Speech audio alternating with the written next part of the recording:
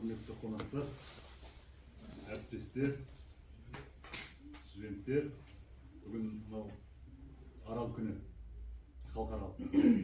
Негізі 26 наурызда басталды. Енді апталық айлық ретінде өтіп жатыр Қазақстан бойынша. Бүгін адамзат тарихында ең ірі экологиялық апаттың бірі Арал теңізінің тағдырына арналған Арал Эковижн дағдарыс және даму жолдары атты дөңгелек үстелге бас қосып отырмыз. Яғни бүгін 2026 жылы 13 сәуірде Астана қаласында еліміздің орталығында 5-ші халықаралық экологиялық конгресс өз жұмысын бастады. Бұл конгресс Орта Азия елдері мемлекет басшыларының қатысуымен өтетін өңірлік экологиялық саммит қарсаңында ұйымдастырылды. Экология және тұрақты даму саласындағы шешімдерді әзірлеуге арналған маңызды халықаралық алаң болатын болды. Конгрессте Қазақстанның халық жазушысы, Невада Семей қозғалысының негізін қалаушы Олжас Сүлейменов дүниежүзінің жасылдарына үндеу жолдады. Дәл қазіргі уақытта конгресс жұмысына Орталық Азия елдерінің Қырғызстан, Өзбекстан, Түркменстан, Ауғанстан, Литва, Ресей, Монғолия, Швеция, Финляндия және конференциялар арқылы біз осы мәселені көтеріп, алда бір үлкен жетістікке, жеңіске жетеміз деп ойлаймыз. Енді бұл қазір Арал теңізі жоғалып жатқан анық. Бұны қайтадан қалпына келтіру сұрағынан ең алдымен тұрғаны бұл қазіргі статус-квоны сақтап қалу ең маңыздысы болып тұр. Хотя осы жаңағы бар дүниеміз күйіп кетпеу мәселесі. Сіздерге де екі талай. Яғни қазіргі экономикалық жағдайда оның үлкен аралдың орнына келуі мүмкін емес. Ол үшін шамалы заман өзгеру керек, технология өзгеру керек. Ресурс жоқ емес, ресурс бар. Әлемде бар. Жаңа Бәкең айтып кеткендей, Ауғанстан қосылған жоқ әлі, бірақ келді. Келгендегі жағдайын айтқан сөздерінен түсінгеніміз, олар да осындай кешкі каналын қазып жатқандағы өздерінің де шарасы Бәкең айтқандай кетпенмен қазылған есеп жаңағы қалай солай жасалып жатыр, бетондалып жатқан жоқ, оған ешқандай бақылау жоқ. Яғни бізде қалып тұрған жалғыз Сырдария, содан кейін баламалы су көздерін іздеу. Тура теңіздің табанында Арал ресторанының артында. Бұрын сол Арал рестораны судың ортасында тұрған. Соған бәрі су құйды. Тасаттық берді, бірнеше құрбан шалды. Сол арада үлкен 2 күнге созылған телемарафон болды. Сол телемарафонда дүниесінің қиырында әртүрлі шетелде жүрген қазақ қыздар. Үлкен айтыс пікірталас болды. Енді оны ары қарай біз ғалым емеспіз, маман емеспіз, өздеріне салдық. Қалай шешіледі, оны алдағы уақытта белгілі болады. Бірақ сол жерде сол университеттің бір ғалымы челлендж жариялады.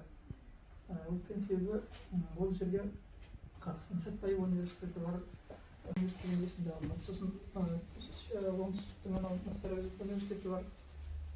5 университеттің ғалымдары араласқаннан кейін сол жерде отырып, ана кісі олардың көзінше жолым бар челлендж жариялады. Сонымен алдағы уақытта осы Ақтауда өтуі мүмкін, келесі жылға деп жатырмыз. Оған дайындықтар қазірден бастап жасалып жатыр. Алла бұйырса, Zoom арқылы болса да қатыссаңыздар. Байытылы ғой, өте байытылы. Мына теңіздің табанын ұлтан деп айтады екен. Ұлтан да, табан да бұл көне түркі сөзі. Бұл жерде кезінде жаңа телеге теңіз болған, оны жаңа деректі фильмде көрдіңіздер. Мынау тұрған жар, осы жарға Аралдың толқыны соғып тұрған қазіргі кезеңде осы шөл болып тұр.